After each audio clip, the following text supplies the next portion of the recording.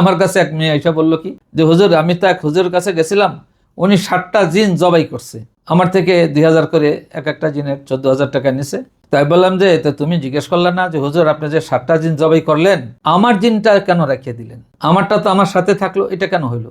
তো বললো যে আরে এটা তো হুজুর সাহস করে জিজ্ঞেস করতেই পারিনি। তাই আমি যে তুমি হুজুরের পক্ষ থেকে তুমি আল্লাহর কাছে মাফ চাও, ইস্তেগফার করো যাতে আল্লাহ হুজুরকে মাফ করে তোমাকেও মাফ করে। এই জন্য আমার চিকিৎসা জিন দিয়ে না, পছন্দই করি না। আল্লাহর ফজলে আমার কাছে বীরবেদুরের কথা ব্যবহারই করি না আমরা ওগুলা। যে কারণে কোরআন যেটা শক্তি মোকাবেলা কেউ করতে পারে না, চাই শরীরের ভিতর হোক। এই জন্য চিকিৎসাটা ওই জায়গায় হইতে হয় যেখানে এটার উৎপত্তি। একজন লোক না খেয়ে 5 দিন 6 দিন পরে আছে, তার হাত দুর্বল, পা দুর্বল, জবান দুর্বল, হ্যাঁ শোনা দুর্বল, শুয়ে আছে, উঠতেও পারে না, চলতেও পারে না। তো না খাওয়ার কারণে যে এটা হইলো কেন, এই দুর্বলতার সাপ্লাই হলো কোত্থেকে?